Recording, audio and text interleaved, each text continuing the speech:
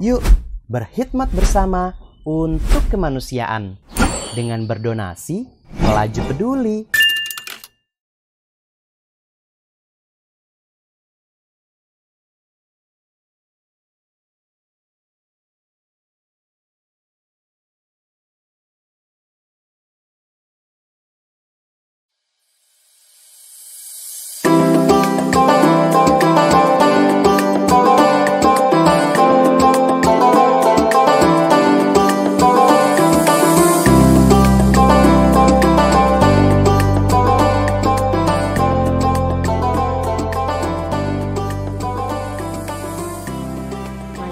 Assalamualaikum.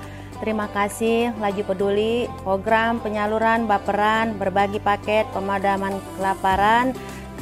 Terima kasih juga kepada donaturnya, semoga berkah kepada para penyalurnya. Amin ya robbal alamin. Assalamualaikum warahmatullahi wabarakatuh.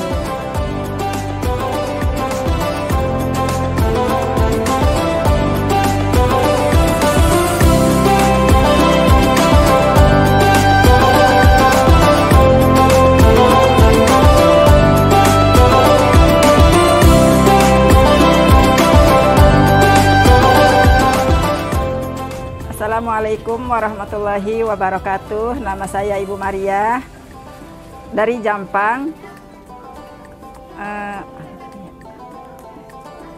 Terima kasih atas bantuan dari Laju Peduli, program penyaluran baperan berbagi paket pemadam kelaparan. Saya ucapkan terima kasih. Mudah-mudahan bantuan ini bisa bermanfaat dan saya doakan mudah-mudahan para penyalur program ini diberkahi rezekinya oleh Allah Subhanahu wa Ta'ala. Amin ya rabbal alamin. Terima kasih. Wassalamualaikum warahmatullahi wabarakatuh.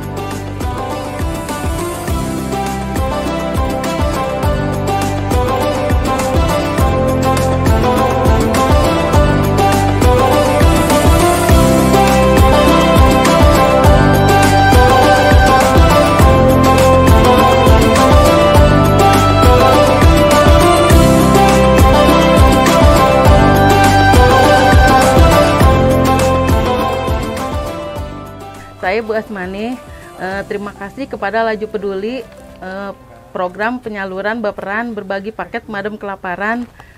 Semoga para donatur barokah dan diberi kesehatan dan diberikan kelancaran, ditambah rezekinya.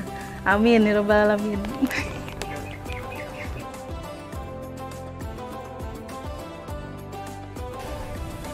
Assalamualaikum warahmatullahi wabarakatuh. Saat ini saya Ai dari tim penyaluran Laju Peduli sedang berada di daerah Jampang, Parung di Kabupaten Bogor. Kami saat ini sedang menyalurkan program dari Baperan berbagi paket pemadam kelaparan untuk kaum duafa, janda dan para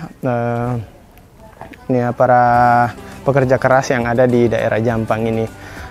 Nanti kalau misalkan teman-teman ingin berbagi dengan kami, bisa nanti hubungi nomor ofisial dari Laju Peduli atau bisa DM Instagram kami. Dan untuk para donatur yang telah ikut berpartisipasi di kegiatan kami hari ini, sampai nanti di Ramadan nanti, kami ucapkan terima kasih banyak. Semoga selalu ditambahkan rezekinya, diberkahi kesehatan. Assalamualaikum warahmatullahi wabarakatuh.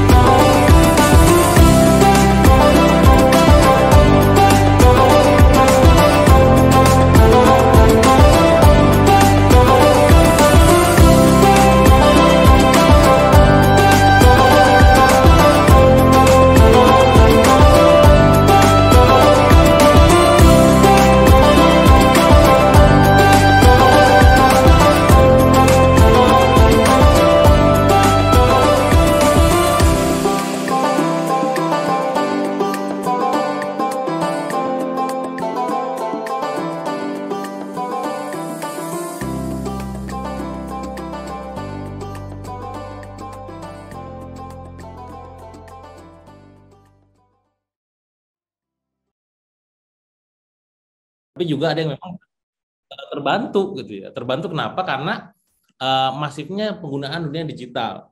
Jadi pandemi ini membuat akhirnya orang itu balik lagi ke digital gitu. Karena mereka gak bisa ngapa-ngapain kecuali main di digital. Nah, saya termasuk yang terbantu tuh. Jadi di antara 45 brand yang saya bangun sekarang tuh mungkin hanya 3 brand yang terdampak negatif ya. Karena memang kenapa terdampak? Karena jualannya offline. Jualan makanan, minuman gitu kan. Tapi kalau yang lain tuh alhamdulillah Masya Allah itu pertumbuhannya ekstrim, malah pertumbuhannya signifikan. Nah, jadi apa sebenarnya hikmahnya? Apa sih pelajarannya?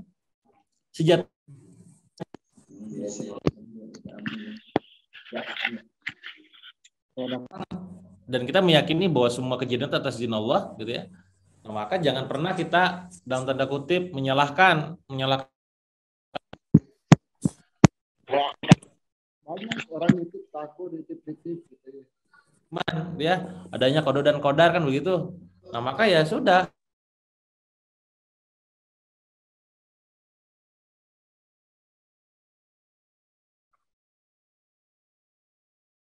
Kan pandemi dan juga corona ini adalah kita meyakini bahwa itu bagian dari izin Allah, maka terima juga, imani gitu. Nah, itu yang saya insta dalam pikiran saya dan juga tim pada saat awal-awal pandemi. Jadi kita keilmuan ya, saya mungkin sedikit share tentang topik. Bentar ya, coba kan share. Boleh nggak saya share? Bisa? Boleh Kang. Silakan Kang. Jadi ada mindsetnya adalah penting buat kita pada saat kita dalam kondisi terpuruk, dalam kondisi ambiar gitu ya, dalam kondisi anjlok gitu, punya yang namanya leadership. Leadership ini saya menamakannya adalah tentang bagaimana kita punya sikap tanggung jawab, salah satunya karakteristiknya. Nah, saya akan coba share salah satu slide. Kekunci saya belum bisa. Oh, siap Kang. Sebentar Kang ya. Kita jadi informasi.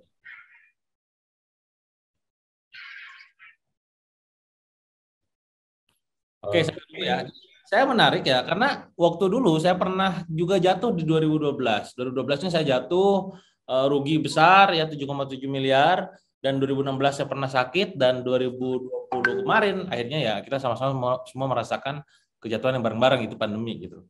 Ini adalah mindset, saya coba akan share.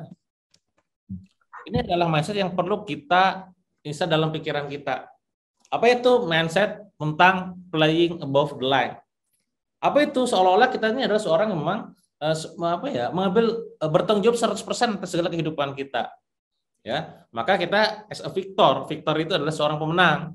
Jangan jadi korban, victim, ya. Tapi kan tetap aja itu gara-gara pandemi. Nah, ini kita seakan-akan, apalagi kita yang muslim ya, kita mengimani tentang rukun iman gitu kan. Nggak mungkin Allah ini menguji kita kalau kita nggak bisa lewatin. Ini kalau kita sudutnya framingnya adalah framing agama ya, teman-teman. Coba kita bisa lihat sama-sama bahwa dalam kehidupan pasti ada yang namanya ujian, ya. Walanabluwannakum bisyai'in minal khaufi wal ju', itu kan, dan seterusnya ayatnya. Bagaimana manusia itu akan diuji dengan ketakutan, kelaparan, kekurangan harta dan buah-buahan, gitu ya. Itu pasti ada gitu. Ya udah imani. Apalagi kalau kita sekarang ngaku diri beriman, yang iman sama Allah, beriman sama qada dan qadar gitu ya. Tapi pada saat ada pandemi kita langsung menghujat, menyalahkan. Nah, bagian dalam berbawah victim, blaming, menyalahkan, excuse, mencari-cari alasan. Loh, padahal kita ini iman, ya. Ahasiban nas ayatraku ayaqulu amanna hum la yuftanun, kan gitu. Apakah kamu mengira kamu ini sudah mengatakan diri beriman sementara kamu belum diuji? Apa itu artinya? Orang yang memang beriman itu pasti diuji. Jadi kalau misalkan Anda sekarang menyatakan diri beriman sama Allah tapi misalkan diujinya gak mau, wah ini gimana sih? Ada yang salah nih sama kita gitu. Tapi kan gimana ya, saya belum siap misalkan. Nah, tadi Allah juga berfirman bahwa tidak mungkin kita diuji kalau misalkan kita gak bisa beresin hal tersebut.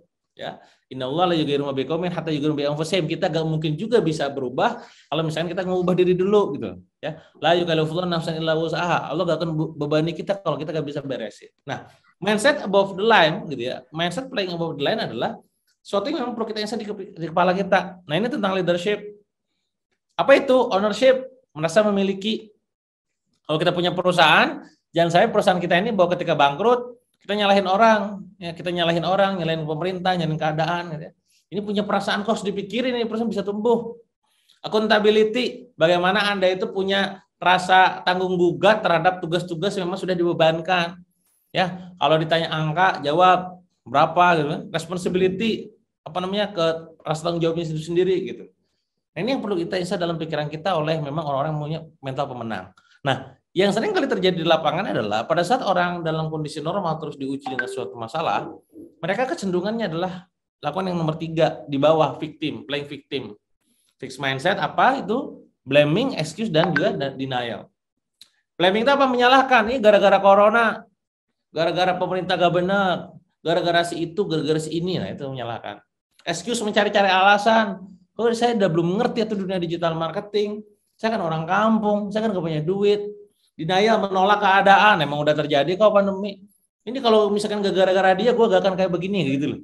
Nah, ini makanya sekali lagi respon pertama adalah ketika dalam kondisi kita ini pandemi gitu ya, acceptance dulu, terima dulu, dan yakini bahwa ini adalah bagian dari skenario Allah dan punya ownership, accountability, dan juga responsibility gitu. Nah, baru nanti mikirin tentang gimana cara nubuhin perusahaannya, gitu Mas.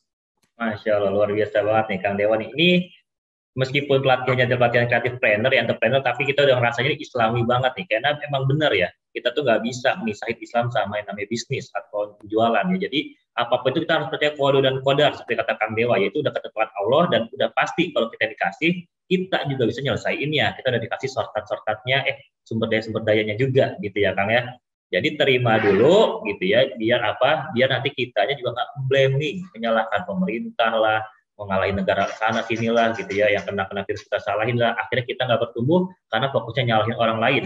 Tapi kalau fokusnya dalam pertumbuhan diri, menerima dulu gitu ya, nanti kita akan mulai tuh muncul ide-ide yang insya Allah itu adalah jalan terbaik. Nah, ini menarik banget nih Kang Dewa nih, semakin menarik ya, karena ternyata titik awalnya adalah di penerimaan dulu.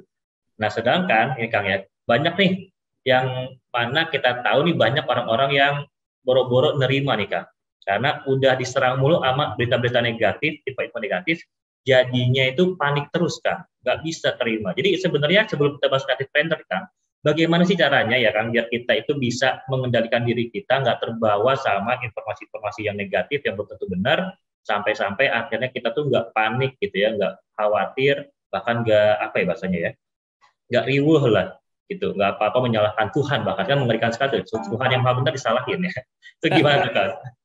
Ya, semua juga berawal dari mindset ya, semua berawal dari pikiran kita, dari belief kita, dari keyakinan kita, keimanan kita, value kita, gitu, semua itu akan ngaruh banget gitu. Jadi sama kayak waktu kita sekarang, misalkan katakanlah beberapa di antara kawan-kawan mungkin pengusaha gitu ya, saat ditipu misalkan, saya dulu pernah ditipu gede angka 7,7 M, logika sederhananya memang yang salah adalah yang nipu saya, logikanya ya. Tapi kalau kita sudut pandang frame-nya adalah logika iman, logika kehidupan gitu ya.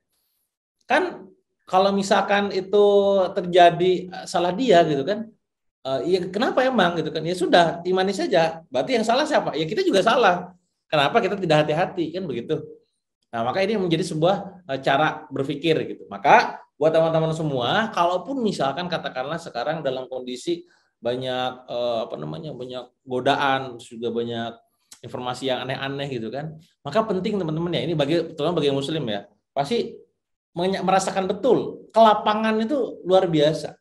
Makanya Rasul itu sampai bilang bahwa ada rezeki yang seringkali orang lain itu lupakan, rezeki sehat dan rezeki sempat gitu. Nah, kesempatan lapangan itu hati itu luar biasa. Makanya doa buat teman-teman nih, saya kasih tahu nih bahwa ternyata waktu kita dalam kondisi punya masalah, berhadapan dengan masalah, pandemi lah, bangkrut lah, rugi lah, apapun itu gitu ya.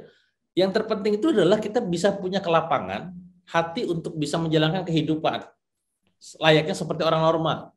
Kenapa saya katakan demikian? Karena banyak orang di luar sana pada saat dia kena masalah, diuji gitu ya, mereka nggak bisa gerak, nggak bisa mau ngapa-ngapain, dan tajaran di antara mereka adalah ke bawah arus. Makanya kita nggak heran kalau kita ngelihat ataupun baca sirah gitu ya. Ketika Rasul bertemu dengan seorang sahabat bernama Abu Umamah ya, di masjid, yang lain pada kerja, dia diem mulu gitu kan. Ditanya sama Rasul, wahai sahabat, kenapa kamu diem mulu? Ya, saya banyak utang ya Rasul. Oh, banyak utang. Mau gak saya ajarkan doa yang bisa membuat kamu lunas utangnya? Jawabannya maulah gitu ya. Mau. Nah, doanya adalah Allahumma inni a'udzubika minal hammi wal hazan A'udzubika minal azzi wal kasal, a'udzubika minal jubni wal bukhli, a'udzubika min ghalabatid dain wa qahrir rijal. Nah, ini menarik di antara konteks doa yang tertuang di situ. Ada yang menarik, menariknya apa? Logika sederhananya, kalau kita punya utang, kalau kita lagi punya masalah, langsung aja mengendangkan tangan, doa gitu sama Tuhan, sama Allah. Ya Allah, saya punya utang, beresin, bantu beresin, selesai gitu ya, lunaskan gitu. Tapi yang menarik adalah dalam konteks itu adalah kita diminta untuk pertama, Allahumma inni a'udzubika minal hammi wal hazan, berlindung dari rasa gelisah dan juga rasa sedih. Min azi wal kasal, azi dan kasal, azi itu adalah lemah ya, kasal itu malas. Jubni wal bukhli, dari rasa pengecut dan bakhil, pelit. Justru yang perlu kita berdoa kepadanya itu adalah tentang diri kita. Jangan sampai kita ini nggak bisa leluasa bisa bergerak sehingga nggak bisa ngapa-ngapain. Maka minta dulu sama Allah, ya Allah, semoga bisa leluasa gerak, ya, supaya nggak bingung lagi, supaya nggak lemes lagi, supaya bisa ada kekuatan. Nah, nanti kalau udah bisa bergerak, solusi datang dari mana-mana. Makanya kalau kita bicara lagi tentang konsep apapun ya, apakah itu creative trainer hanya bagian dari cara berpikir gitu kan, bagaimana kita berpikir kreatif, ya. Bahkan ibaratnya kalau kita sambungkan dengan konsep keimanan itu luar biasa juga. Logikanya teman-teman, siapa yang bakal masuk akal logikanya ya? Beresin duit 7,7 miliar dengan jualan ceker pedes, dengan jualan ternak domba, dengan jualan keripik waktu itu. Kagak ada kepikiran. Tapi kalau kita berpikirnya frame-nya adalah hanya gak cuma sekedar frame logika, frame-nya frame iman, ya itulah yang dilakukan sama Siti Hajar saat Safa Marwah. Safa Marwah bolak-balik, Pak.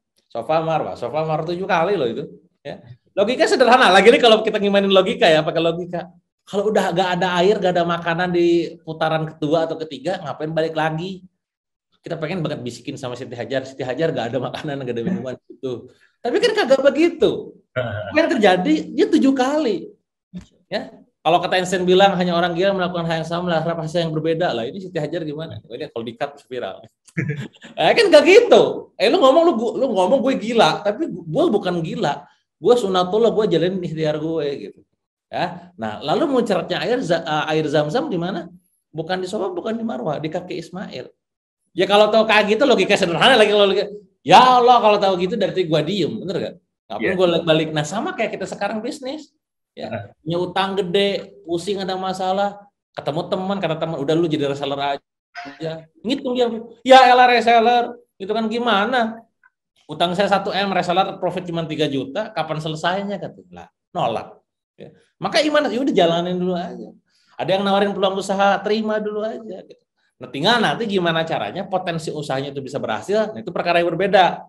Oh, kayaknya gue perlu lebih jeli nih, perlu lebih peka nih, gitu ya. Tentang bagaimana kita perlu lebih kreatif. Kreatif itu kan sebenarnya sederhana ya. Kita berpikir beda dari yang lain, itu kreatif. Sedikit beda lebih baik daripada sedikit lebih baik kan gitu ya quote-nya. Ya, jadi purple-nya Seth Godin, ya, salah satu kiblat marketing juga di dunia gitu ya. Kita harus jadi orang yang berbeda, itu kreatif. Termasuk apa? Saya waktu pandemi teman-teman saya ngitung, saya nge-launching selama 2 tahun ini 13 brand. Kan orang gila, maksudnya orang ngecap saya gila lu, orang lagi bisnis, orang pada drop, lu malah launching mulu. Alhamdulillah gitu. Kenapa? Saya berpikir bahwa di sini adalah titik orang lemah. Orang di mana orang tuh pada lagi hati-hati, lu gue ngegas. Orang pit stop, lah saya gas, menang akhirnya gitu. Nah ini salah satu contoh bagaimana kita berpikir kreatif, berpikir seperti yang tidak orang lakukan. Itu kreatif. Gitu Mas, kurang lebih. Masya Allah, terima kasih banyak nih Kang Dewa nih, Masya Allah. Ini makin terbuka ya pikiran kita ya sahabat lagi ya. Dimana ternyata ketika tadi kuncinya kita udah terima dulu, dan nggak cukup tuh terimanya pakai logika pikiran, tapi juga pakai logika iman. Yang mana akhirnya nanti apapun peluang yang Allah hadirkan, ikhtiar yang kita lakukan, kita nggak lagi mikir bahwa 1 tambah 1 sama dengan 2 ya, karena kita pakai logika iman yang artinya hasil itu dari Allah, sedangkan kita memang bisanya ikhtiarnya seperti itu ya. Jadi kebanyakan kita udah lagi susah, peluang kesempatan itu kita logikain gitu ya Kang ya, dilogikain kayak nggak mungkin, akhirnya nggak ngapa-ngapain. Makanya doa pertamanya adalah dihindarkan dari rasa malas agar bisa bergerak, karena dalam pergerakan ada keberkahan gitu ya. Nah ini makin menarik nih Kang, sebelum nanti kita mungkin lempar tanya jawab ke teman-teman terkait tadi kreatif ya, kreatif planner itu kan agak sedikit berbeda itu sudah bisa dikatakan kreatif. Gitu. Nah, berbeda ini kan seperti dua hal yang seperti ada dua pertaruhan, saya bilang. Bisa jadi bagus banget atau enggak hancur banget gitu saking uniknya. Nah, itu. Jadi gimana sih Kang biar kita bisa membedakan gitu ya, bisa punya sisi uniknya produk kita, entah produk barang atau jasa, tapi keunikan ini itu membawa dampaknya positif, artinya naik gitu ya, bertumbuh bisnisnya. Bukan malah udah beda malah turun saking karena bedanya jadi nggak ada yang mau gitu. Itu gimana tuh Kang buat analisanya? Iya, jadi memang tadi ya kreatif itu adalah tentang bagaimana kita berbeda. Kalau dalam ilmu bisnis teman-teman, dalam Anda bikin produk ataupun bisnis, nanti tuh beda tuh macam-macam. Ya, ada orang yang cuma aliran mengotak-ngatik produk, ngubah packaging, ngubah nama, ngubah rasa, ngubah khasiat, ngubah komposisi, itu namanya ngotak-ngatik dari segi produk. Unik berbeda dari segi produk namanya adalah diferensiasi. Ini saya sampaikan pelan-pelan. Perbedaan dari segi produk yang diotak-atik adalah namanya diferensiasi. Nah, adapun ada yang namanya perbedaan, uniqueness, yang itu diciptakan bukan dari produk, yang diotak-atik bukan produk, tapi pasar, persepsi. Nah, itu namanya positioning. Nah, ini ilmunya nih. Jadi perbedaan itu diciptakan di dua sisi sebagai seorang pengusaha. Anda ngotak-ngatik produknya, Anda punya produk nih, misalkan apa, namanya Anda bikin kreatif, nyeleneh, tagline-nya, kemasannya, warnanya, itu produk. Penting untuk menjadi daya orang pas scrolling ngelihat tuh ini unik gitu kan. Karena ngelihat dari situnya. Atau orang pas lagi di jalan-jalan ketemu di retail dia ngambil packaging yang uniknya. Atau bahasa promosinya, macam-macam. Tapi yang tidak lebih penting adalah Anda menciptakan positioning ataupun keunikan dari yang namanya persepsi pasar, positioning itu sendiri. Ya, sehingga yang ingatnya tuh ketika ingat ini ingat siapa kan itu positioning.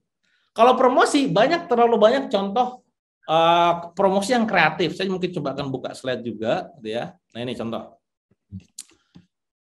Oke ya, nah ini semuanya berawal dari mindset. Termasuk orang-orang yang kreatif itu orang-orang memang mindsetnya juga kreatif. Mereka gak mau sama gitu. Jadi kalau misalkan semua orang pakai baju hitam, satu orang pengen baju putih sendiri, nah itu kreatif. Ya, tentu nanti lagi-lagi frame-nya apa nih? Apakah Anda sebagai orang memang bebas nilai atau menjunjung tinggi nilai tertentu? Contoh kalau saya itu udah jelas tuh kalau teman-teman tahu bahwa saya menjunjung tinggi nilai keagamaan. Ya kalau misalnya kreatifnya melanggar syariah gitu, kreatifnya tuh membohongi gitu, saya nggak mau gitu. Tapi kalau misalkan bagi orang lain itu nggak isu, ya monggo. Kan bebas, tergantung tiap orang masing-masing punya cara masing-masing dan bertanggung jawab atas keputusannya gitu ya. Nah ini contoh mindset. Ini mindsetnya nih. Dalam dunia eksakta, angka gitu ya, perhitungan. Jika jawabanmu sama dengan umum, maka kamu itu benar. 1 tambah 1 2. Gitu. Ada yang bilang 1 tambah 1 bukan 2, 27 misalkan. 11. Nah, beda tuh. Ya, itu kreatif. Ya. Nah, itu dalam dunia eksakta itu benar. Kalau enggak sama, antum salah gitu.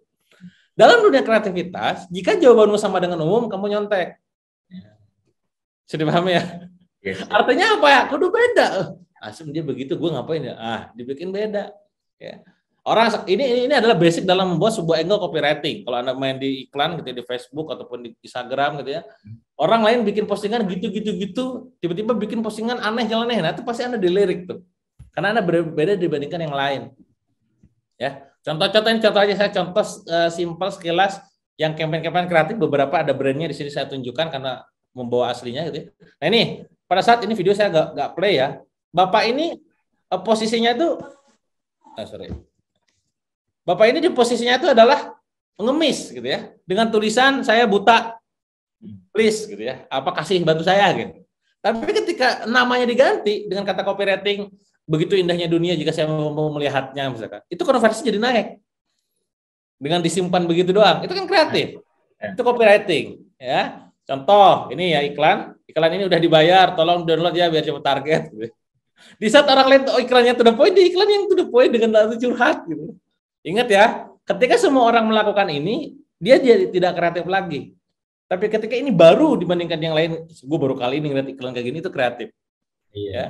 Contoh lagi, nah ini what happens Bali, saya Bali gitu doang. Orang di saat bikin baliho dia bikin desain-desain yang bagus, dia cuma bikin gitu doang. Ini ya. Nah, semoga kamu nggak pernah khawatir biar iklan ini jadi sia-sia karena fitur kebagikan. Nah, itu dia jualan objek online gitu ya.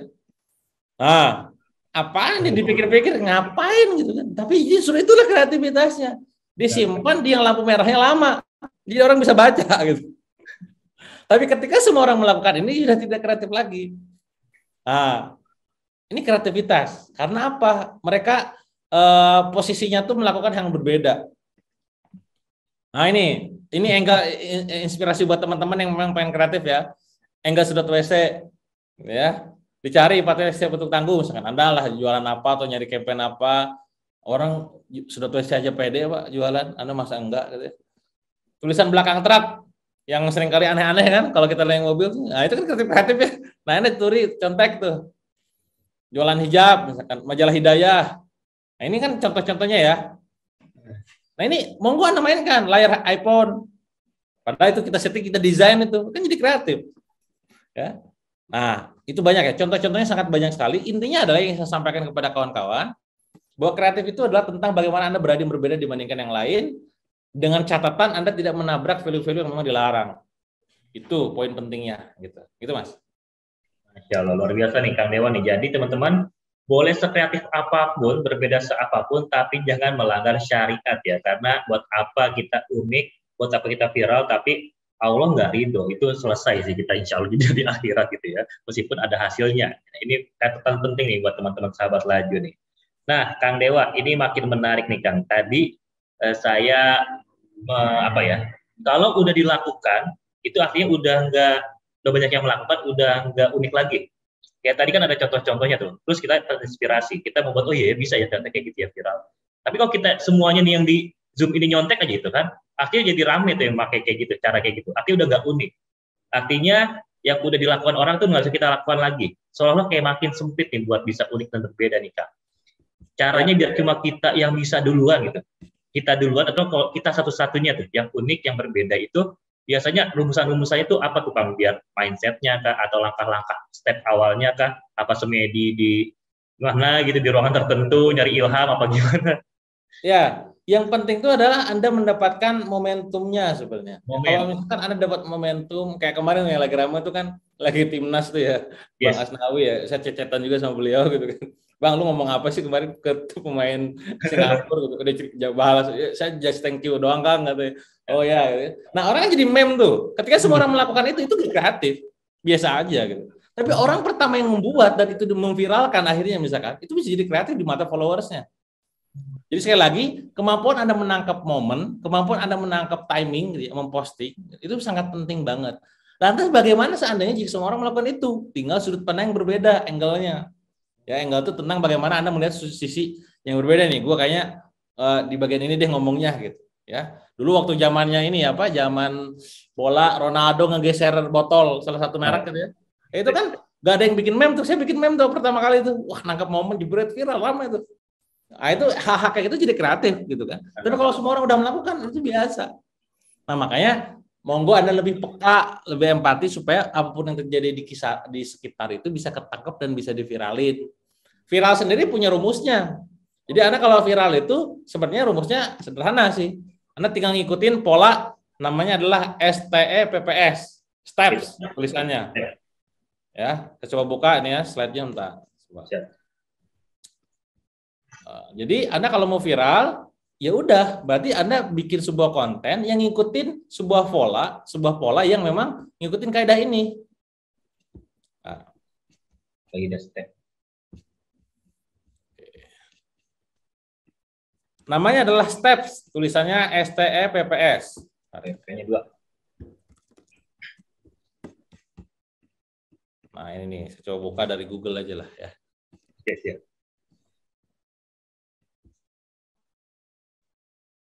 Nah ini informasi penting buat teman-teman semua yang pengen kontennya viral, pengen kontennya bisa dibicarakan di mana-mana gitu ya. Ini saya coba buka. Nah ini, ya. Jadi semua ada polanya,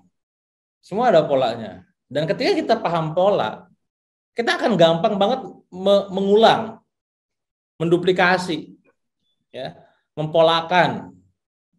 Saya sering kalau di kelas workshop tuh sering bikin pola simulasi tentang game berhitung 1 sampai 20. Ya. Yang nyampe 20 dia kalah gitu. Ya. Simulasi tuh kita dan saya menang berkali-kali. Orang curiga, orang kok bertanya, kok menang mulu sih Kang? Karena gue udah tahu pola aja. Kalau orang lain ada yang menang tapi kok pas besoknya kalah, pas sama lawan berikutnya kalah ya karena lu cuma nebak-nebak gitu. Bisa dipahami nggak? Ya. Simulasi deh saya sama Masnya deh, yuk Mas. Hitung 1 sampai 20. Melanjutkan ya, kalau misalkan saya bilang 1, Mas bilang 2 atau 3 gitu ya. Atau 2, 3, maksimal 2 angka. Yang nyentuh 20 kalah. Siap Mas? Oh, yang nyebut angka 20 kalah? Ya, yang nyebutnya 20-nya kalah. Oke, siap. Oke, saya duluan ya. Siap.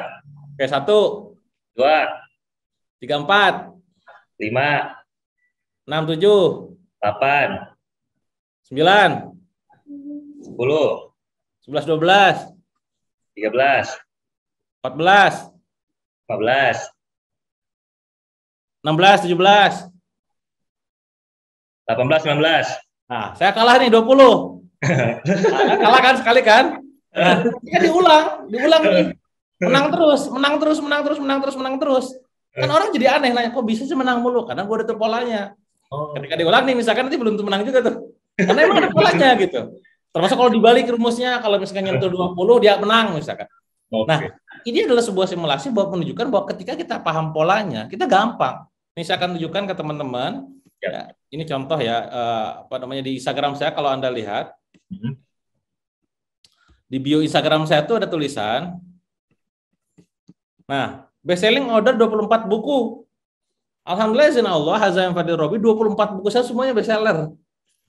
Ya. Nah, itu mungkin bagi orang biasa buku best seller biasa, tapi belum tentu semuanya kan itu. Nah, yang menarik lagi nomor yang ini nih. Yang one ya. The first winner 29 kali affiliate contest.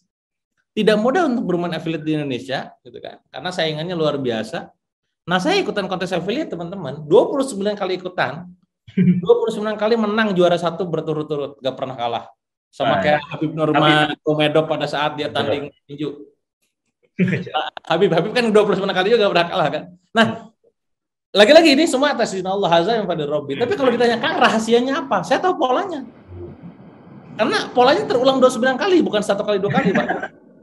Kalau 1 kali doang bisa jadi keberuntungan gitu ya. 2 kali keberuntungan lah, 3 kali sampai 29 kan kemampuan. Bahasanya kan ada pola kan. Nah, sama kayak Anda sekarang pengen bikin konten viral. Bikin konten viral, maka polanya adalah ya ini. Nah, pertama adalah social currency. Bikinlah sebuah konten yang bikin orang lain itu merasa bangga dengan konten tersebut. Tidak heran kalau misalkan Anda tuh lihat sebuah video konten yang Masya Allah ini keren banget, misalkan entah itu orang yang ngaji lah, ada dakwah apalah, ada informasi berharga apalah, Anda tuh pengen nge-share, benar nggak? Nah itu karena memicu di bagian social currency. Atau kalau Anda nggak sanggup ketemu bikin konten yang kayak begitu, bikin konten yang gampang diingat, triggers. Yang orang inget konten pas lihat konten itu inget sesuatu, dan hanya Anda orang lain nge-share. Contoh pada saat saya bikin singkatan-singkatan, pada saat saya bikin sebuah quote, ya rezeki tidak strategi bisa di-copy, rezeki tidak bisa dipaste gitu-gitu. Terus juga pada saat saya bikin sebuah kata-kata unik, gitu kan, kolam uang dan segala macam itu jadi gampang diingat. Itu yang kedua. Ketiga, emotion. Buatlah konten yang itu bisa viral. Ya, contoh saya coba akan buka salah satu video saya yang barusan saya posting di Instagram. Oke. Di Facebook gitu ya. Nah, ini tentang saya diliput sama salah satu channel YouTube dan akan tayang besok ya. Nah, ini.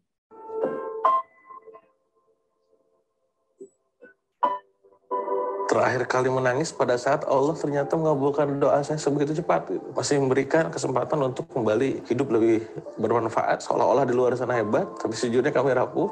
Dan Allah kasih kesempatan kembali gitu, untuk bisa bersama, dan itu pertolongan yang luar biasa. Sampai suatu titik pernah saya ngalamin satu mimpi. dalam mimpi itu istrinya Teh Wiwin, Nabila dan Jasmine itu ada di surga gitu. Nabila tuh bilang gitu, ke ibunya, ke bundanya, "Bunda, ayah mana?" gitu. Dan ternyata nggak ada di surga. Ternyata dalam mimpi itu saya tuh masuk neraka gitu.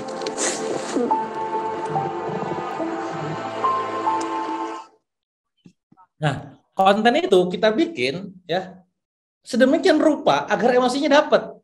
Maka ditunjang dengan adanya audio visual, ceritanya sendiri memang ceritanya bagi beberapa orang tuh inspiratif gitu ya. Jadi kemampuan saya bercerita menjawab ketika tidak ditunjang dengan musik yang kayak tadi atau mungkin editing yang bagus, mungkin tidak akan rame, tidak akan bikin orang lain jadi mewek nantinya gitu. Bahkan beberapa video saya nanti di Instagram mana boleh cek tentang kisah saya sama istri itu viral gitu. Bisa jadi bahan omongan gitu. Besok nanti mungkin bisa teman-teman cek juga di YouTube gitu ya. Nah itu apa trigger yang kita pakai? Yang trigger yang kita pakai adalah emotion. Ya. Bukan main di trigger, bukan di bagian di social currency, tapi emosinya yang kita mainkan. Apalagi Kang, public, P itu public itu adalah sesuatu yang lagi hype. Ya, meme-nya Asnawi kemarin, kapten timnas itu adalah P public. Ya. Nah, itu monggo tuh digoreng. Ada sesuatu yang lagi rame apa, Anda goreng, silakan. Ya. P berikutnya adalah practical value, sesuatu yang bisa dipraktekkan. Ya, Anda bikin sebuah tips, langkah-langkah, rahasia, mekanisme apapun itu, dijabarkan, nanti orang praktek, bisa viral tuh. Terakhir adalah stories cerita. Nah, ini adalah pola, kawan-kawan. Nah, yang menarik adalah ketika Anda praktek pola ini, maka insya Allah nantinya pada saat Anda bikin konten, bikin ide bisnis, bisa viral gitu, karena itu udah ada polanya gitu. Itu Mas. Masya Allah, ini langsung dibocorin semuanya sama Kang Dewa. Beruntung banget nih teman-teman, ada sekitar 49 orang yang bergabung saat ini. Tadi ya, buat viral itu ternyata salah satu step ya. Ada sosial apa tadi?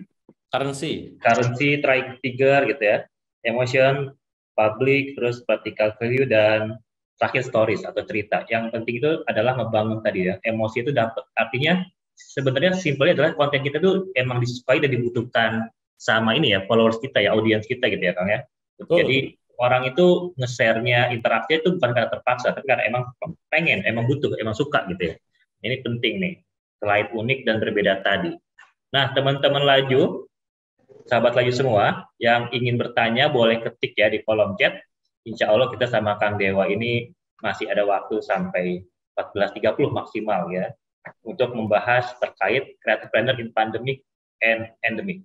Nah, Kang, saya untuk ingin lebih tahu nih terkait endemik nih. Kita memang belum secara resmi masuk endemik ya, cuma sepertinya rasa-rasanya sudah mau mengarah ke sana nih, Kang ya. Tinggal nunggu momentumnya aja. Tadi nih, biar kita nggak kelewatan momentum. Kita nggak kehilangan momentum untuk viral, untuk menjadi kreatif gitu ya, Kang. Entah di bidang bisnis atau bidang lainnya. Kita bisa baca pasar momentumnya itu kira-kira biar kita siap ketika momentum itu gimana tuh Kang ya? Biar timingnya tuh pas gitu, nggak kelewatan atau nggak kecepatan.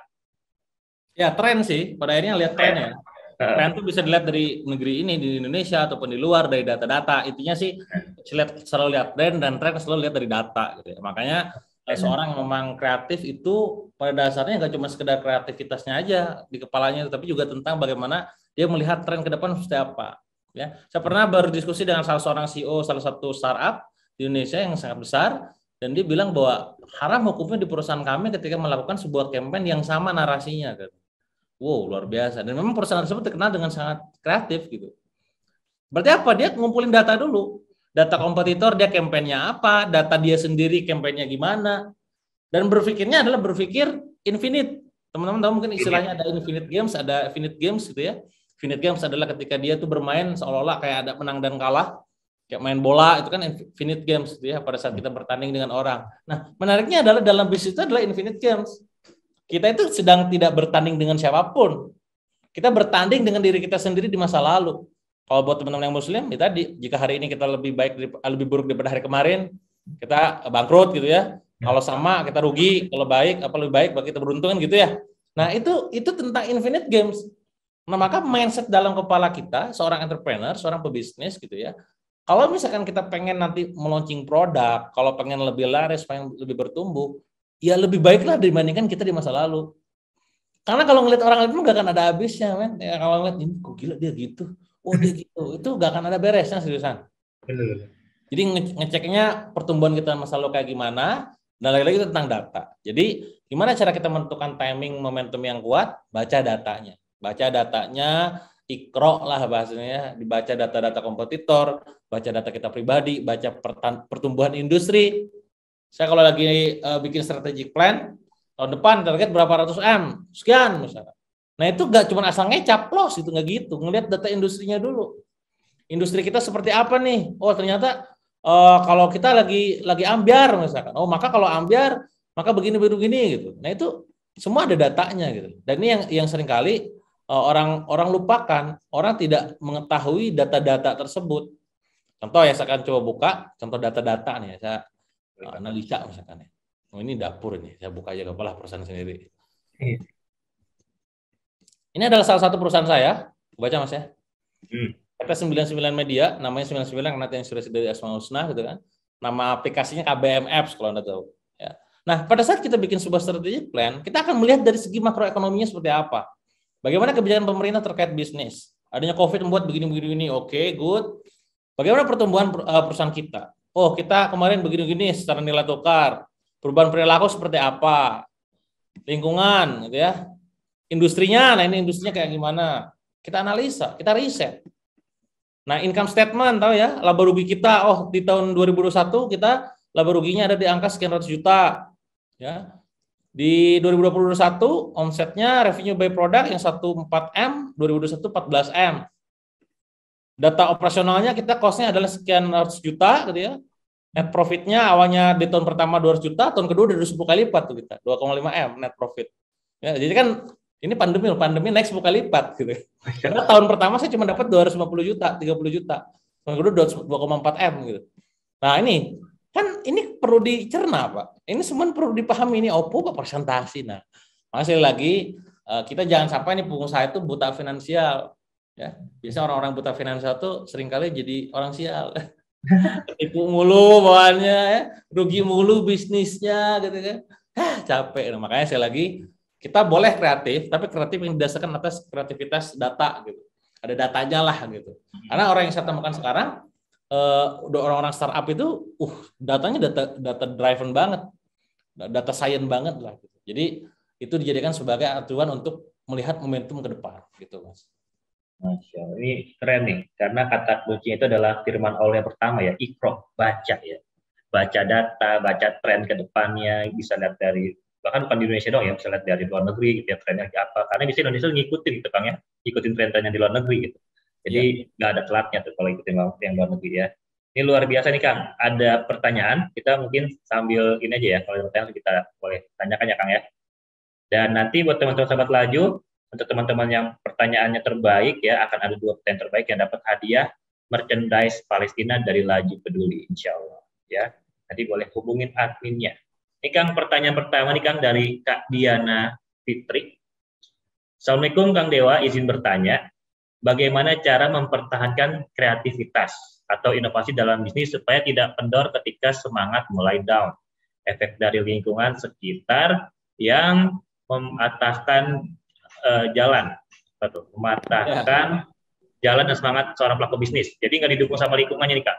Ya, poinnya jangan dulu ngomong kreatifnya. Poinnya tentang bagaimana Anda itu sebagai orang yang memang tidak mudah down dulu. Karena kunci pada saat Anda berkreativitas itu adalah Anda gak mungkin dalam kondisi punya masalah, dalam kondisi banyak pikiran gitu loh. Kudu santuy gitu. Kudu enjoy. Dalam sebuah prinsip bisnis itu dalam belajar gitu ya.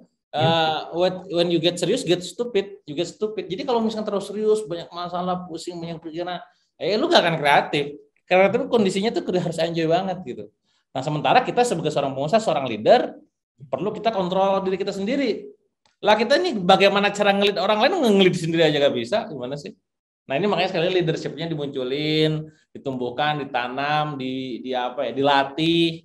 Saya waktu bangkrut teman-teman, ilmu yang saya pelajari itu bukan digital marketing, bukan selling, bukan tentang persuasi. Orang taunya sekarang gila si Dewa, si Dewa aja gitu. Enggak. Saya dulu belajar waktu bangkrut itu adalah 3 ilmu. 1, ilmu yang namanya ilmu agama udah jelas. Tentang konsep penerimaan tadi, ridho, kodo gitu kan, terus juga ridho, pasrah. Itu penting itu, dalil-dalil itu kan. Oh, oke, good, ini skenario Allah. Tapi kan saya nggak bisa. La yukallifu nafsan illa wus'aha. Tapi gimana saya gampangnya ya kalau protes dulu gak gerak gimana? Innallaha yughayyiru ma biqaumin hatta yughayyiru ma bi anfusihim. Tapi sampai kapan Kang? Fa inna ma'al usri yusra, inna ma'al usri yusra. Tapi income saya cuma 5 juta, utang saya 10 miliar. Tapi kan wa may yattaqilla jalhu makhraja wa yarzuqhu min haitsu la yahtasib. Tugas kamu pokoknya bantu orang aja yang sering, gitu kan. Lah gimana ceritanya saya lagi susah kok bantu orang lain? Hal jazaa'u lisan ilal lisan. Gitu. Nah, ini kan semua by dalil. Jika cuma sekedar makanya sekali lagi dalam kondisi sulit, pailit, apapun satu pastikan adalah Anda merapat ke ilmu agama, ya, akidahnya, spiritualitinya, sering ikut kajian gitu lah. Nomor satu. Kedua, ilmu keuangan. Orang bilang katanya, gitu ya, manage duit paling sulit adalah ketika gak ada duitnya, dan saya setuju. Tapi justru ketika itu saya juga punya duit. Justru ketika gak ada duit kan duitnya dikit. Nah, itu momen untuk saya belajar cara ngelola uang. Kalau duit sedikit aja kita ini gak sanggup kelola, apalagi duit gede, benar gak? Betul. Kenapa kita ini sama Allah nih, kalau kita muhasabah diri, ini kan ceritanya muhasabah ya. Kenapa kita ini sama Allah dikasih cuma di angka 5 juta sebulan, 10 juta sebulan. Jangan-jangan kita ini belum layak sama Allah dikasih banyak. Ya, kenapa? Ya gak layak aja. Sekarang kita lihat. Teman-teman, bedanya kita sama Abdurrahman bin Auf itu beda dikit. Abdurrahman bin Auf itu adalah sahabat Nabi yang dia tuh kaya raya, Masya Allah, perjuangan dakwahnya luar biasa. Yang dia itu susah tidur, gitu kan? Karena kebanyakan profit. Beda sama kita dikit. Kita susah tidur karena gak ada profit. Sampai suatu ketika istrinya tuh nanya, wahai Abdurrahman, kenapa Anda ini susah tidur gitu kan? Ya nih istriku, saya susah tidur karena untung terus. Lah beda dikit, kita mah susah tidur itu karena gak ada untung. Gitu. Kalau dia untung terus. Nah akhirnya dibilang besok saya harus jalan, pokoknya di sekitar harus bagi-bagi duit, harus sedekah banyak. Kucuk-kucuk dia keliling, ketemu tuh yang jualan rumah busuk, diborong, jebret, diborong, dibagiin. Udah gak pikir, kayaknya gue gak akan untung nih. Udah kalau bahasa zaman sekarang kayak begitulah gitu. Nah orang datang dari Yaman, datang gitu kan. Ternyata ada pandemi di sana di Yaman. Di sini obatnya adalah kurma busuk. Nanya di sini siapa yang jualan kurmanya kurma busuk, tapi ya sepakat orang-orang Abdurrahman bin Auf. Ya datang lagi tuh Abdurrahman bin Auf. Abdurrahman, ini benar Abdurrahman ya. Ini kurma busuk saya borong gitu kan. Ya ambil aja gratis gitu kan. Enggak, saya komitmen mau belanja. Dijual lagi sama dia untung lagi. Bahkan Abdurrahman bin Auf jual rugi aja untung. Lah kita jual untung rugi. Beda tipis ya. Nah, apa pelajarannya teman-teman semua? Karena mungkin Allah itu paham kalau harta itu dititipkan pada sosok seperti Abdurrahman bin Auf, Utsman bin Affan, gitu ya, Tolhah, Zubair, udah jelas balik lagi ke jalan Allah gitu. Lah kita ini dikasih duit 5 juta, 10 juta aja udah lupa sedekah sama infak zakat, benar gak? Nah itu pelajaran buat kita tuh. Jadi saya punya prinsip duit kecil dimanage yang benar, supaya pas Allah dikasih banyak jebret, makin betul juga gitu. Karena saya nanya ke teman-teman, di sini siapa yang punya anak usianya 5-10 tahun, atau mungkin ini dah yang dulu pernah jadi anak, ya pastilah gitu ya. Nah, usia kita 10 tahun, anak kecil, uang jajan kita berapa sih? 5.000. Mas usia uang 10 tahun, 5.000 ya? Sehari kan paling 1.000, 2.000 kan? Pertanyaannya adalah kenapa kita ini nggak dikasih sama orang tua kita 10.000 atau 100.000? Atau kalau kita sebagai orang tua nih, saya orang tua, saya punya anak, 2 anak, satu usia 3 tahun, 8 tahun, kenapa yang 8 tahun nggak saya kasih duit 100.000? Kenapa saya nggak kasih maksimal cuma 10.000? Kenapa nggak saya kasih juta aja? Kenapa kira-kira? Belum cerdas finansial kan? Belum cerdas finansial, belum layak. Belum layak. Ya, belum punya kapasitas.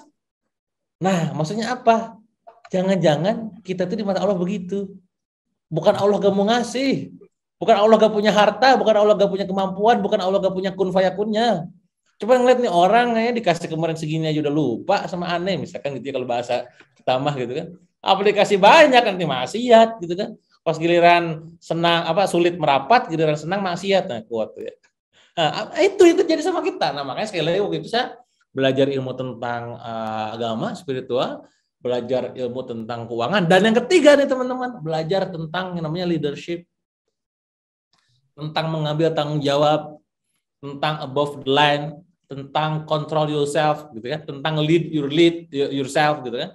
Bagaimana mungkin kita ini bisa mengontrol ataupun melihat orang lain sementara kita sendiri gak bisa memimpin diri kita sendiri gitu. Nah ini ya, teman-teman harus sadar, setiap pemimpin yang hebat itu selalu lahir dalam kondisi yang sulit dan terhimpit. Business is about the leader. Jadi Anda perlu menjadi seorang leader yang hebat untuk bisa menghebatkan orang di bawah Anda. Kenapa ya Kang, tim saya ini nggak termotivasi untuk terus bertumbuh? Ya karena Anda tidak bisa ataupun tidak mampu memicu mereka untuk termotivasi. Motivasi adalah sebuah state yang tidak bisa diperintah.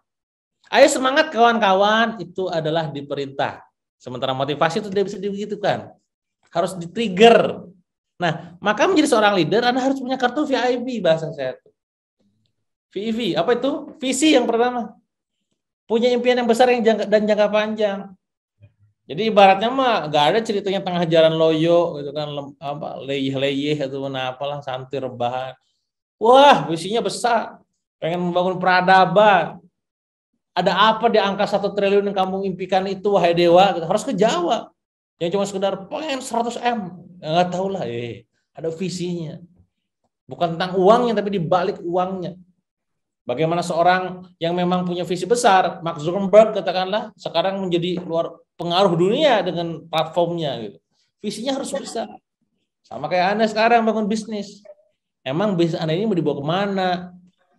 Hati-hati juga dengan merasa udah cukup segini aja. Kalau untuk kehidupan pribadi teman-teman selalu merasa cukup. Itulah yang namanya dengan dinamakan qanaah ataupun tawadu. Ya. Tapi kalau bicara masalah tentang berbagi dengan orang sekitar, ya Anda nggak boleh merasa cukup. Anda harus peduli sama orang sekitar Anda. Ini sudah sesuai nih laju peduli. Harus peduli dengan orang sekitar Anda. Ya, jangan sampai Anda ngomong pengen bermanfaat buat orang lain, ya. Manfaat buat orang lain, keluarga sendiri aja yang terdekat pernah dapat merasakan manfaat dari Anda. Nah, visi itu kudu benar dibangun. Iman, punya keyakinan kuat yang tergoyahkan. Kita belajar dari Nabi Musa saat dikejar Firaun, belakang, depannya ada laut, belakangnya Firaun, diikutin sama pasukannya. Pasukannya bilang, wahai Musa, kita bakal kekejar. Gak mungkin kita bisa lolos. Itu Firaun di belakang udah dekat. Ini orang ya itu sunatullahnya adalah visi juga begitu teman.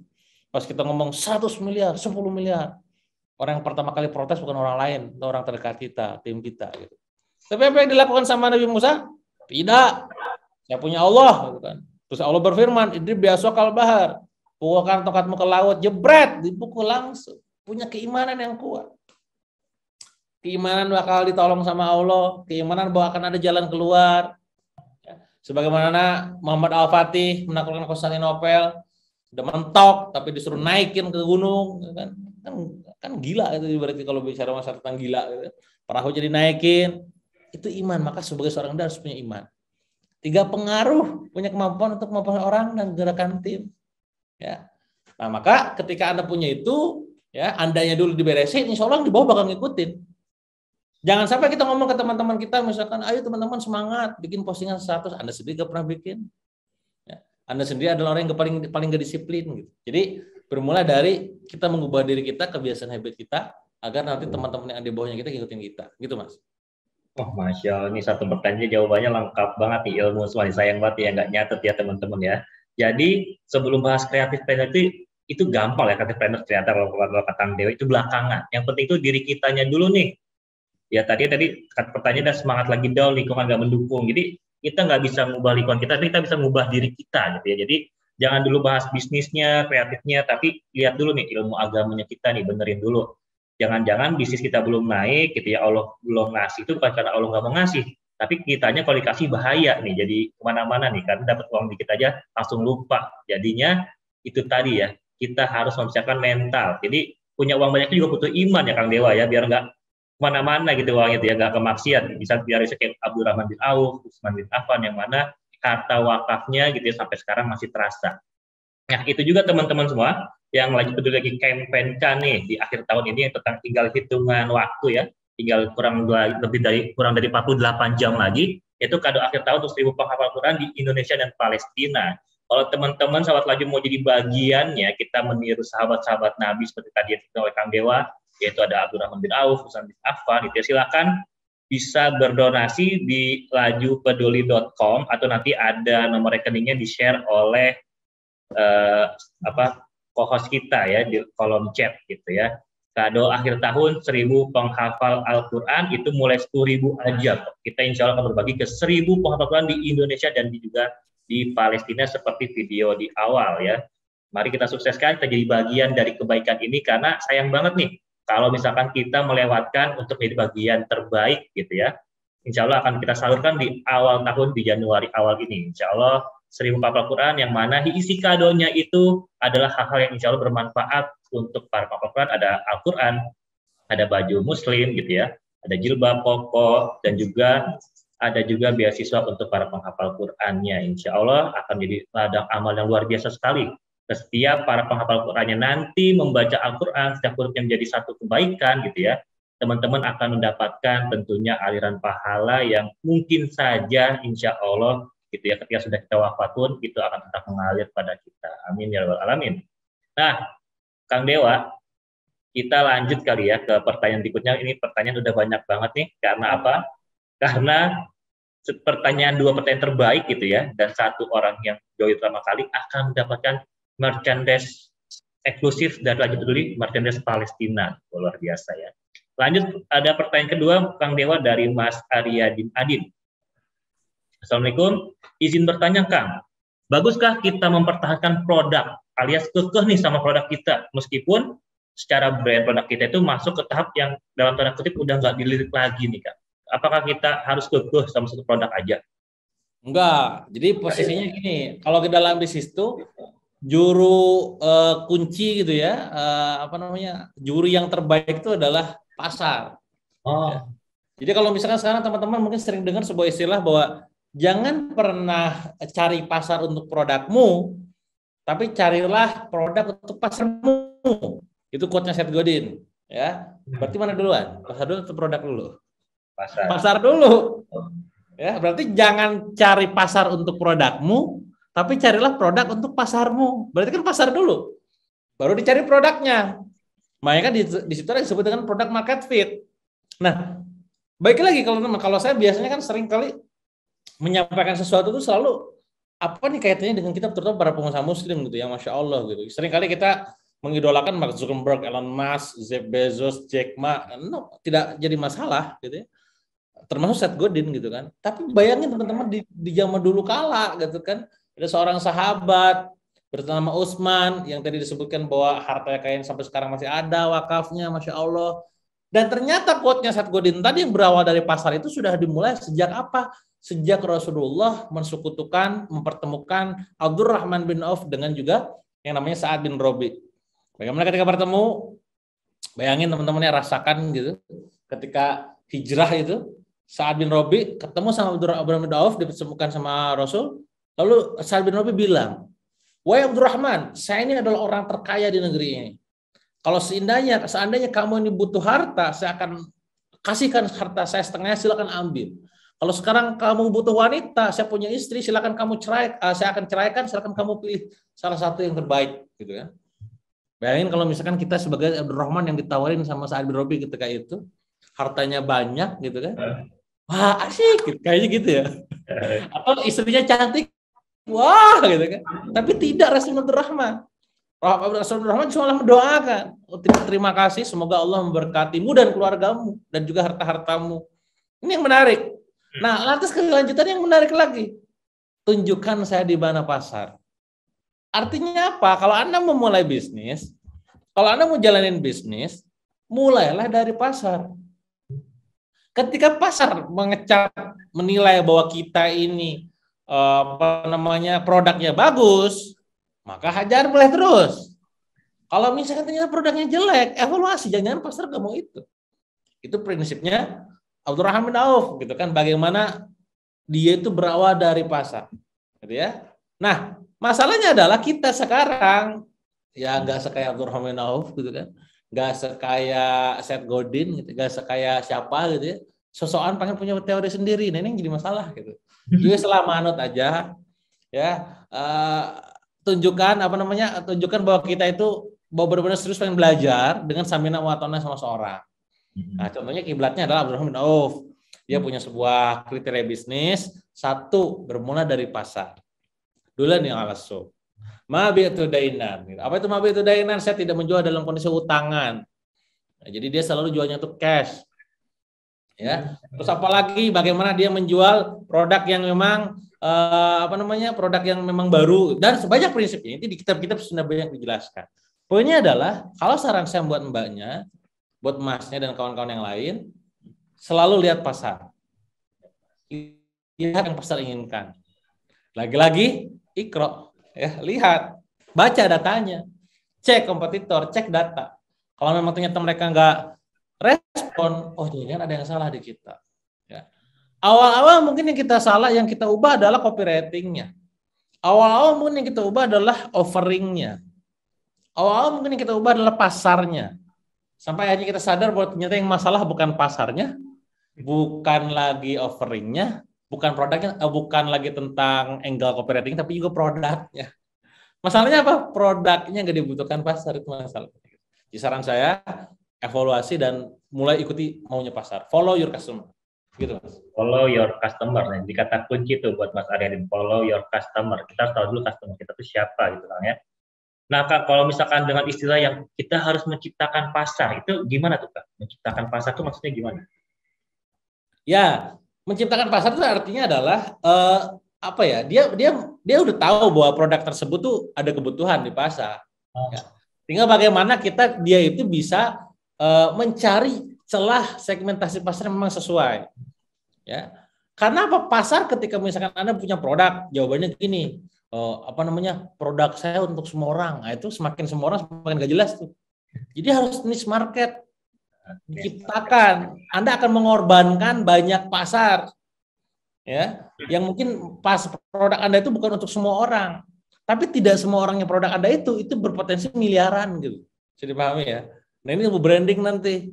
Ini bagaimana Anda memilih market kategori, menentukan segmentasi, ya, menentukan diferensiasi.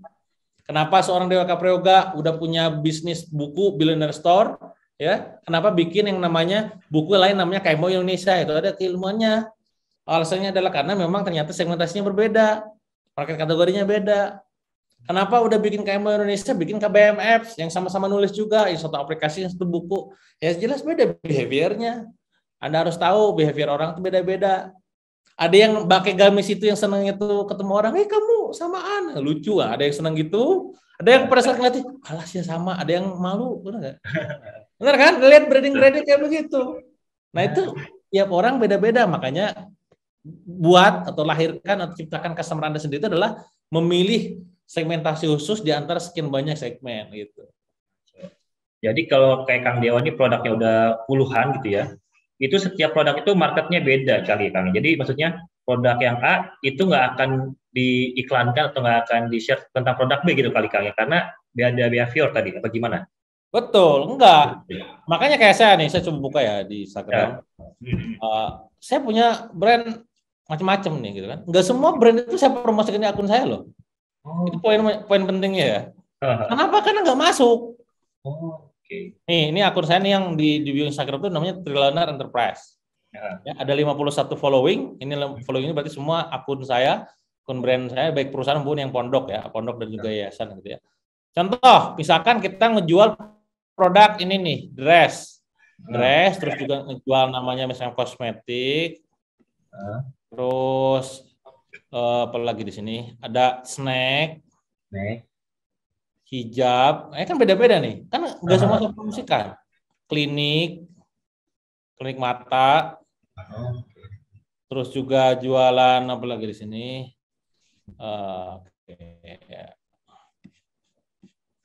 Baju muslim, gaun pengantin, tukang sayur, jualan sayuran, semuanya lengkap nih.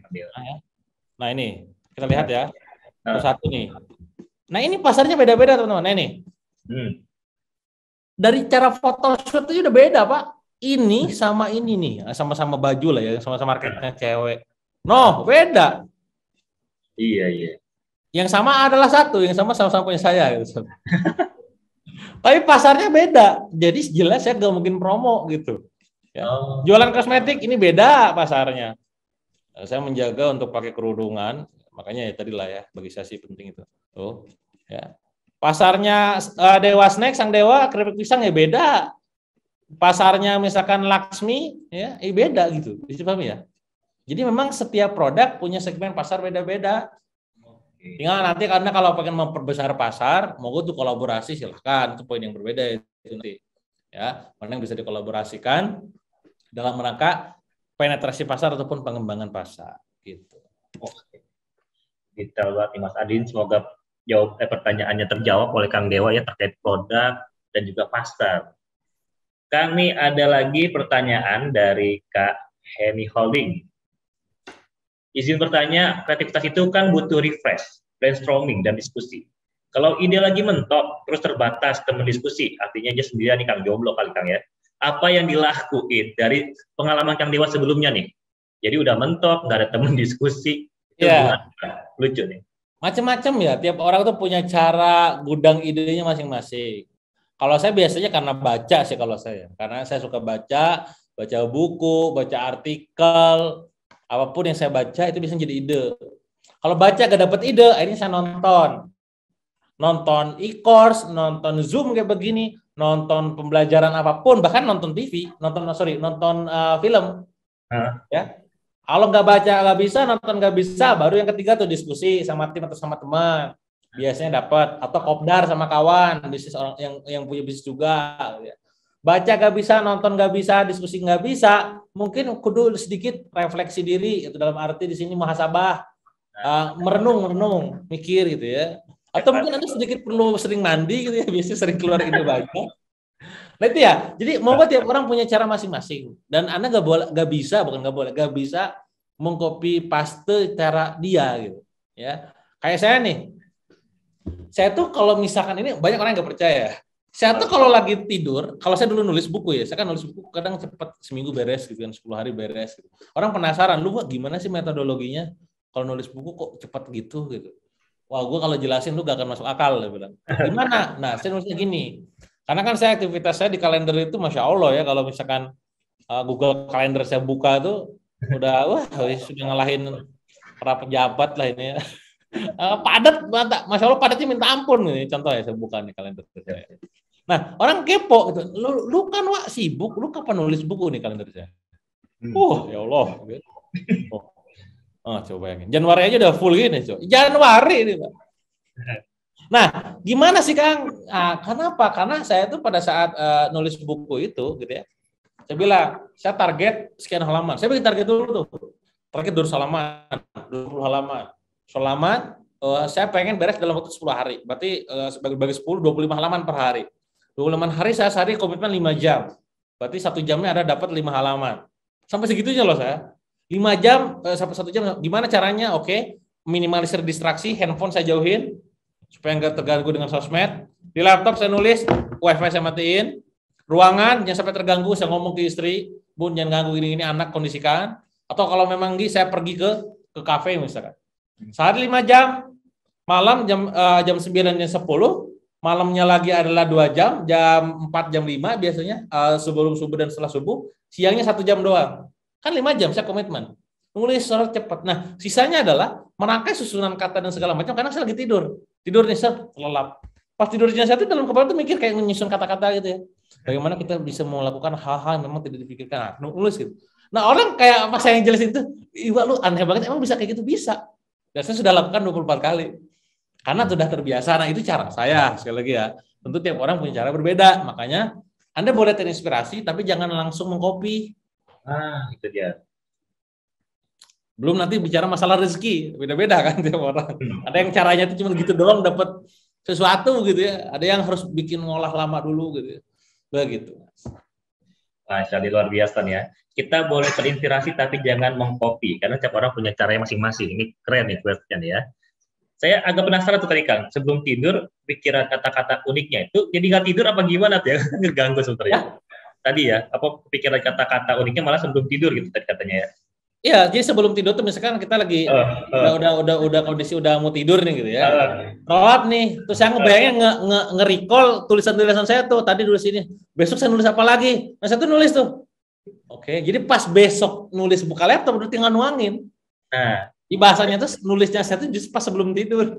Oh, oke. Ide-ide itu sebelum tidur. Tapi jadi tetap tidur apa nggak tidur tuh, Kang? Tidur. Tidur, Dalam ya? waktu langsung tidur. Gitu. Jadi insomnia tuh. Kalau saya malah jadi nulis kan, jadi tidur lagi. Nah itu Jangan saya udah ya? komit. Karena komitnya adalah kan tadi 5 jam. 2 jam, 9-10 malam, 4-5 subuh, 11 siang gitu. Udah komit saya. Jadi jangan diganggu selain di situ. Waktu lain kan saya udah ada jadwal kalender tadi. Jadi maksud tidur kan nanti saya nggak baik buat kesehatan saya, jadi saya tidur gitu. Cuman biasa sebelum tidur tuh ngerekap dulu tuh. Gua tadi nulis ini, besok gua nulis. Oke, sip, kebayang. Oke, besok pas buka laptop langsung ngalir. Rada aneh metodologinya ini. Jadi tetap ya intinya tetap komitmen di waktunya gitu. Jadi kalau tidur ya tidur gitu. Tadi cuma rekapnya aja, rekapnya buat ide ke depannya. Ada lagi nih Kang dari Kak Ferdian Dompak. Izin bertanya, jika di tengah jalan, ini ngapain di tengah jalan? Ini nggak takut ketabrak. Jika di tengah jalan usaha yang Anda lakukan, ternyata Anda menyadari bahwa ke depannya usaha ini tidak akan membutuhkan banyak. Apa yang akan Anda lakukan? Terima kasih. Tutup. Selesai kalau saya. Jangankan rugi, Pak. Jangankan rugi boncos gitu ya. Untung pun yang dikit saya tutup. Ada untung ditutup lagi ya? Banyak. Ini saya coba buka slide dulu nih. Coba buka bukti ya. Wah, kita ini makanya sekali lagi orang tuh makanya kenapa orang-orang banyak menjuluki saya itu mentor gendeng gitu. Karena ide-idenya rada gendeng, rada gila gitu. Tapi alhamdulillah saya pertanggungjawabkan dalam arti itu works buat saya dan monggo kalau Anda mau nyontek monggo juga gitu. Karena bagi saya bisnis itu hanya sekedar kendaraan. Ya, kendaraan untuk apa? Untuk mendapatkan hasil yang Anda inginkan. Nah, Anda inginkan apa nih? Pengen lebih dekat sama Allah, pengen sedekah lebih banyak dan segala macam. Nah, monggo Anda bikin kayak begituannya. Lah ini jalanin bisnis nyusah, ini bisnisnya habisin waktu doang, pikiran puyeng gitu kan, gue tutup aja. Bahkan ketika profitnya dikit, kenapa? Karena tadi itu ngabisin waktu, gitu. Gue gak worth it. Nah ini di case tadinya saya buka. Nah, tadi nih. Nah ini adalah beberapa usaha yang saya tutup, Mas. DNA, Stumble Giallo, Maximum Advertising, Ikan Iblis, Kebab Buah, Anak Pintar, Mesranin, Ikat Kreatif, dan Naura Property. Ada beberapa perusahaan yang itu ternyata profit, cuman saya nggak worth it aja. Apalagi kalau udah ngebandingin income, wah ini udah gak worth it. Maksudnya gini, saya kan sekarang topinya nggak cuma sekedar ini ya, nggak cuma sekedar pengusaha gitu, topi saya itu, profesi saya maksudnya. Saya pengusaha, saya trainer, pembicara, saya coach, saya mentor, saya penulis. Saya influencer, kan? Sekali nge-influence sih saya punya rate gitu ya. Kalau ada cek di rate saya itu, sekali bikin IG story doang 10 juta, sekali posting 40 juta gitu. Lah, gue ngapain? Gue bisnis yang mau perjuangkan sebulan cuma dapat 10 juta misalkan. Lah, gue ngepost di Instagram doang ya 40 juta. Jadi paham ya gak? Ini tentang effort. Jadi bagi saya ini nggak worth it, tutup sama saya. Nah tentu sekali lagi ini pola yang Anda nggak, oh ini gitu banget ya, jangan ditiru juga. Yang ditiru ada bagaimana kengototan terhadap value-nya. Oh, value. Jadi bahwa value itu bisnis harus yang satu, halal dan berkah. Dua, menghasilkan. Nah, itu value tuh. Satu, harus yang halal dan berkah. Dua, menghasilkan profit. Menghasilkan cash flow. Tiga, harus sustain. Bisa berkelanjutan. 4, harus scalable. 5, harus autopilot. Nah, itu value. Saya ngeliat bahwa di bisnis ini kayaknya nggak scalable, nggak sustainable kayaknya. Profit juga profit dikit. Nyusahin, terus mati, selesai. Ganti lagi bisnis baru gitu. Gitu kalau saya. Masya Allah, luar biasa Kang Dewa. Jadi buat Mas Ferdian, kuncinya adalah tutup, jangan takut untuk ditutup ya. Jadi kadang-kadang kita emang khawatir menutup, khawatir move on, khawatir pindah gitu Kang ya. Padahal banyak cara lain, banyak jalan lain. Bahkan yang profit aja Kang Dewa tutup gitu ya. Karena apa? Udah nggak ada value-nya lagi, gitu. Profitnya nanggung. Luar biasa Kang Dewa. Kita sudah di akhir sesi nih Kang Dewa dari Creative Planner in Pandemic and Endemic, muhasabah akhir tahun dengan program andalan kita itu kado akhir tahun 1000 penghafal Al-Quran. Nah, buat teman-teman sahabat laju, sebelum nanti berakhir di 2030, kita mau tahu dulu nih Kang. Jadi kesimpulannya dari Kang Dewa ini sebagai muhasabah akhir tahunnya kita nih Kang, sebagai para pelaku usaha atau yang mungkin yang baru jualan nih Kang, kira-kira apa nih Kang buat di 2022?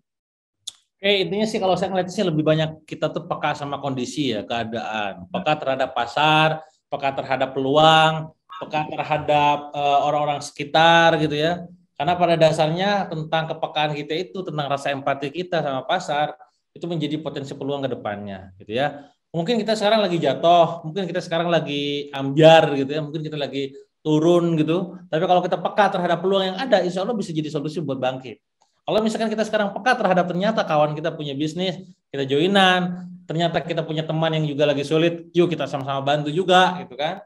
Termasuk juga peka terhadap peluang-peluang amal soleh gitu kan, monggo dihajar, dimainkan ya. Yang terberat adalah ketika kita tuh udah mulai kehilangan iman, itu yang bahaya.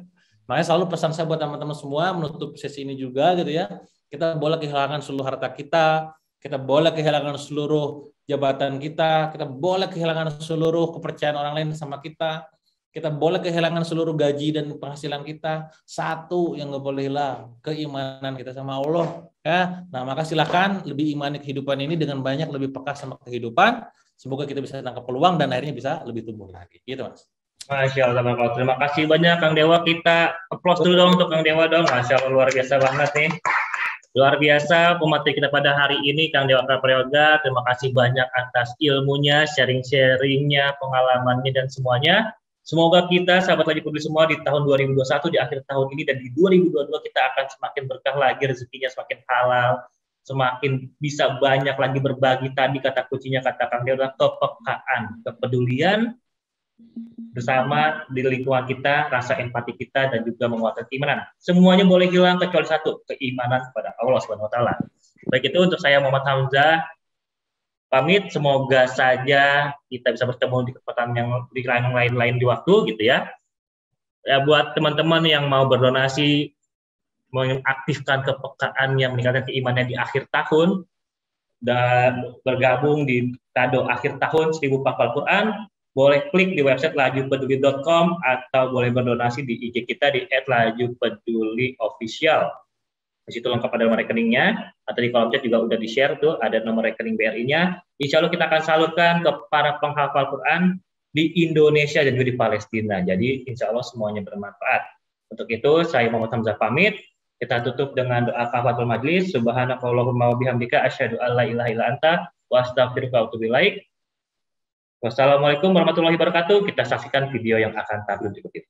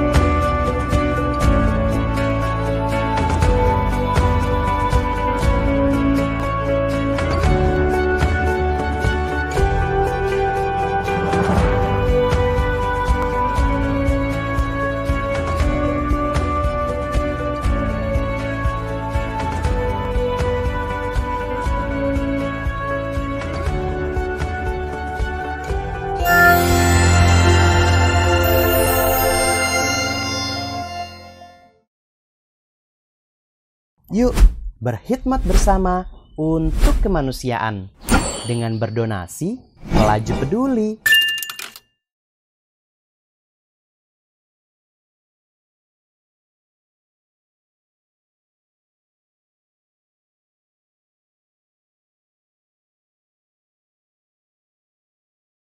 Sahabat Baik Laju, hari ini kita ada program sedekah makan santri di Pondok Pesantren Modern Bukit Sapa Cianjur. Mohon doa. Assalamualaikum warahmatullahi wabarakatuh.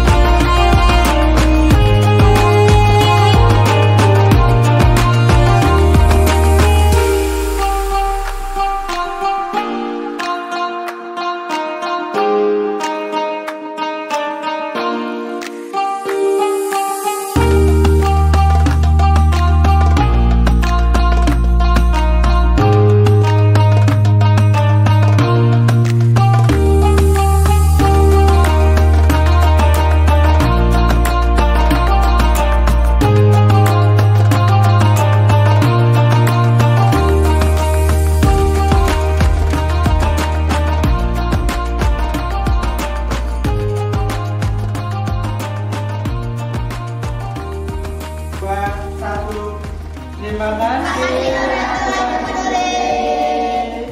Dan ya teman-teman boleh makan bareng-bareng ya. Bismillahirrahmanirrahim.